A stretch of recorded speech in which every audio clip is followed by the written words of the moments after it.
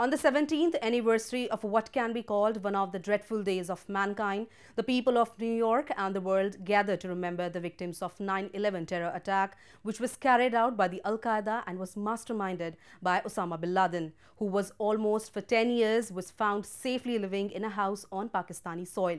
Newsweek South Asia has a report. September 11th, or 9/11, the day which is considered as the most shocking and the deadliest terrorist strike on mankind, saw its 17th anniversary recently. The 9/11 terror attacks killed 2,996 people and injured over 6,000 when 3 passenger flights, which were hijacked, were made to crash into the iconic New York Twin Towers or the World Trade Center and the Pentagon located in Washington.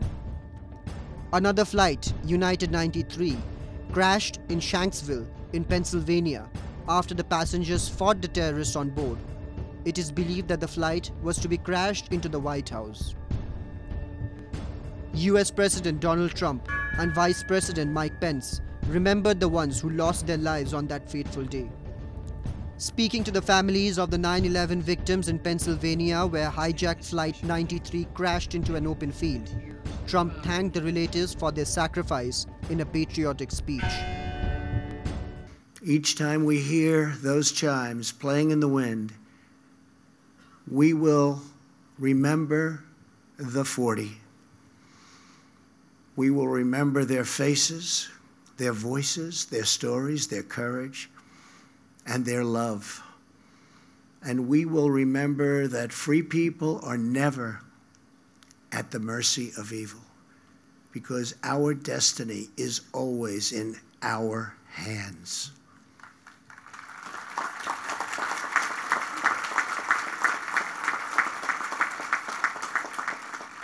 America's future is not written by our enemies. America's future is written by our heroes.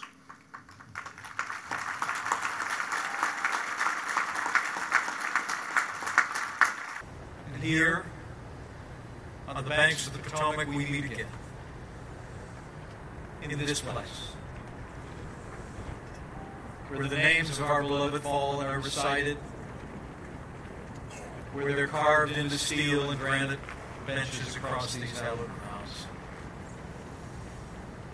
and will be remembered forever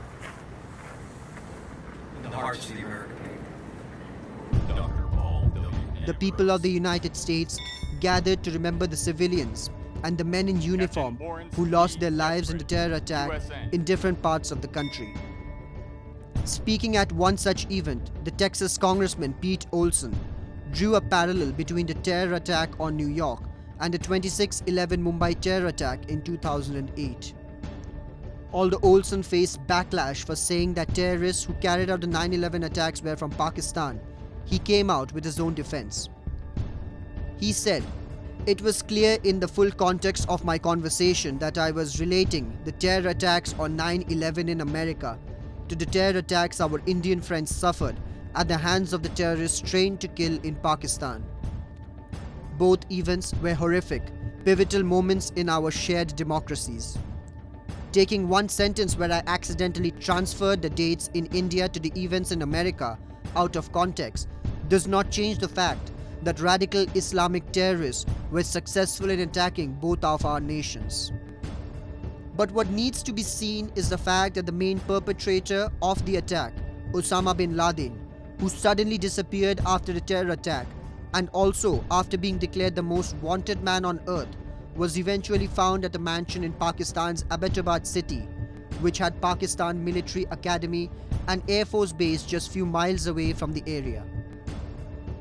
Bin Laden was tracked by the identification of his courier, which the CIA had been tracking since 2005 and eventually led to the operation on the night of 2nd May 2011.